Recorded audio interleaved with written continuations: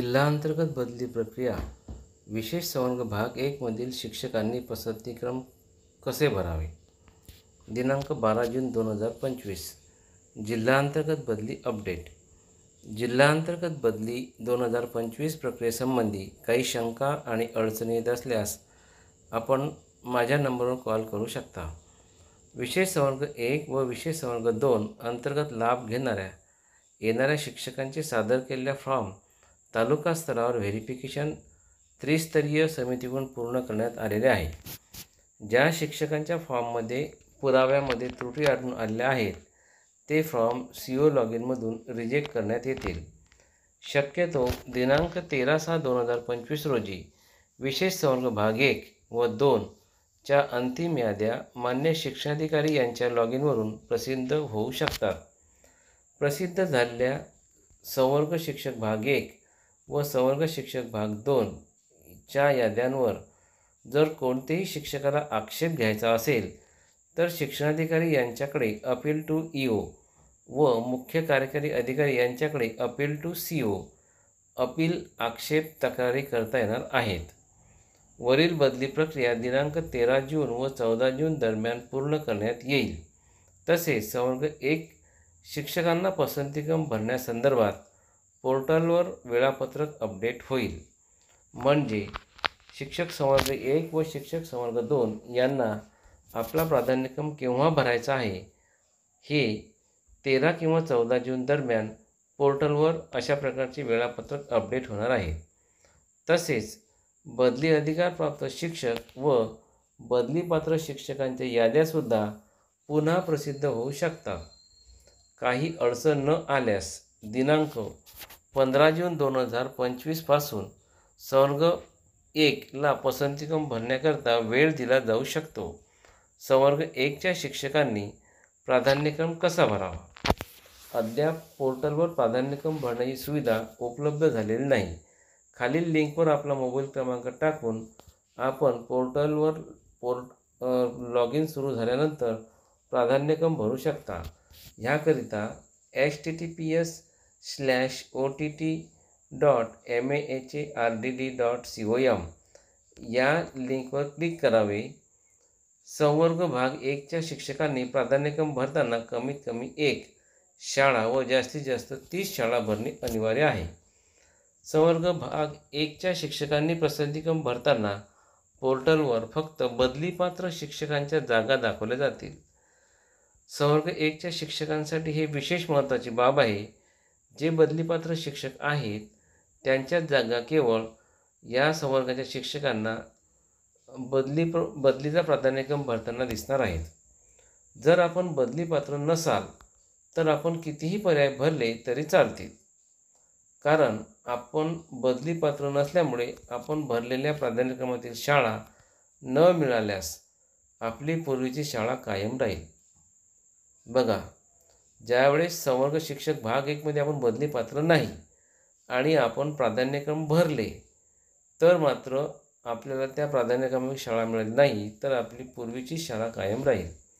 परंतु आपण बदलीपात्र शिक्षक अथवा अवघड क्षेत्रातील रिक्त पदे भरण्यात येणार आहेत या यादीमध्ये येत असाल तर निश्चितच जास्तीत जास्त पर्याय भरण्याचा प्रयत्न करावा.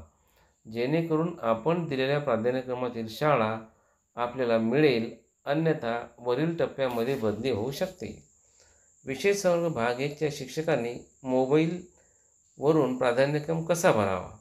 याकरिता https://ott.mahard.in या लिंकवर क्लिक करावे.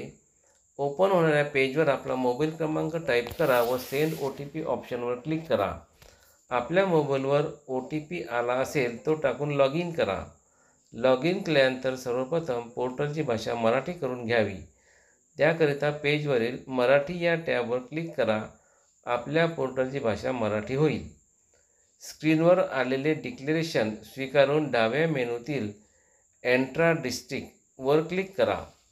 एंट्रा डिस्ट्रिक्टचा अर्थ आहे जिल्हा अंतर्गत बदली. त्यातील ॲप्लिकेशन फॉर्मवर क्लिक करावे. त्यानंतर तुम्हाला स्क्रीनवर ॲप्लिकेशन टाईप व ॲक्शन असे 2 ऑप्शन दिसतील. ग्रेडर 1 च्या समोर व्ह्यू ॲप्लिकेशन या दिसेल. ॲप्लिकेशन टॅबवर क्लिक केले की ग्रेडर 1 ॲप्लिकेशन फॉर्म स्क्रीनवर दिसेल. त्यावर शिक्षकाचे नाव, आडनाव, शाळेचा UDIS नंबर, शिक्षकाचा शालार्थ ID ही माहिती आपणास दिसेल. यामध्ये आपण कोणताही बदल करू शकणार नाही. त्याखालील मला बदलीतून सूट हवी आहे असा प्रश्न दिसेल व त्याखाली आपला संवर्ग 1 मधील प्रकार दिसेल. वरील सर्व ही माहिती आपण पूर्वीच पोर्टलवर अपलोड केल्यामुळे ती या स्थितीत रीड ओनली मोडमध्ये असेल. ती माहिती बदलता येणार नाही. त्याखाली आपणास प्राधान्यक्रम निवडण्यावर पर्याय निवडा अशी सूचना दिसेल. पर्याय निवडण्यासाठी ॲड प्रेफरन्स या टॅबवर क्लिक केल्यानंतर खालील लाल रंगाच्या रकान्यामध्ये आपणास कमीत कमी 1 व जास्तीत जास्त 30 प्राधान्यक्रम निवडण्यासंदर्भात सूचना दिसेल.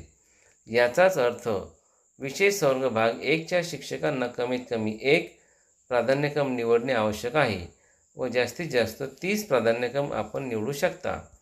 प्राधान्यक्रम भरताना त्याखाली ड्रॉपडाऊनमधून तालुका निवडावा व त्याखालील ड्रॉपडाऊनमधून शाळा निवडावी. शाळा निवडल्यानंतर आपण त्या शाळेतील किती मंजूर पदे, किती कार्यरत पदे, शाळेतील रिक्त पदे, समानीकरणाअंतर्गत ठेवलेली पदे, बदलीपात्र शिक्षकांची पदे या सर्व संख्या दिसतील. ॲड टॅबवर क्लिक केले की आपण निवडलेली शाळा आपल्या प्राधान्यक्रमामध्ये ॲड केली जाईल. आपल्या प्राधान्यक्रमामध्ये प्रत्येक शाळा ॲड करताना ॲड केलेली शाळा सेव्ह करणे अनिवार्य आहे. या ठिकाणी संवर्ग भाग 1च्या शिक्षकांना फक्त बदलीपात्र शिक्षकांच्या जागा संभाव्य रिक्त जागा म्हणून दाखवल्या जातील. याचा अर्थ आपणास फक्त बदलीपात्र शिक्षकांच्या जागा प्राधान्यक्रमामध्ये दाखवल्या जातील. ॲड केलेली प्रत्येक शाळा सेव्ह या टॅबवर क्लिक करून सेव्ह करावी. आपण निवडलेला पर्याय जर आपणास नको असेल तर फुली या चिन्हावर क्लिक करून do not want to remove selected school हा पॉपअप दिसेल. त्याखाली यस वर क्लिक केले की निवडलेली शाळा पर्यायातून डिलीट केली जाईल. अशा पद्धतीने प्रत्येक शाळा जोडताना ॲड प्रेफरन्सवर क्लिक करून शाळा जोडावी. प्रत्येक शाळा जोडल्यानंतर सेव्ह करावी. अशा पद्धतीने आपण आवश्यक तेवढ्या शाळा प्राधान्यक्रमात भरल्यानंतर आपल्याला आपला ॲप्लिकेशन फॉर्म सबमिट करणे आवश्यक आहे. त्याकरिता त्याखालील सबमिट टॅबवर क्लिक करून आपला फॉर्म सबमिट करावा. आपण फॉर्म सबमिट न केल्यास आपल्या प्राधान्यक्रमाचा विचार केला जाणार नाही. म्हणजे आपण आपले प्राधान्यक्रम 1 ते 30 यापैकी कितीही टाकले आणि आपण जर आपली माहिती फायनल सबमिट केली नाही तर आपण टाकलेल्या प्राधान्यक्रमाचा विचार होणार नाही. त्याकरिता आपणाला प्राधान्यक्रम टाकल्यानंतर फायनल सबमिट करणे आवश्यक आहे. यानंतर आपल्या लॉग इन केलेल्या मोबाईल नंबरवर पुन्हा एक OTP येईल. तो OTP सबमिट केल्यानंतर आपला प्राधान्यक्रम भरण्याची प्रक्रिया पूर्ण होईल. वरील माहिती ही फक्त मार्गदर्शनपर आहे. प्राधान्यक्रम भरताना शासनाचा आदेश याचा अभ्यास करून आपण निर्णय स्वतः घ्यावा. अशा प्रकारची अपडेट ही बदली संदर्भातील आजची आहे. धन्यवाद.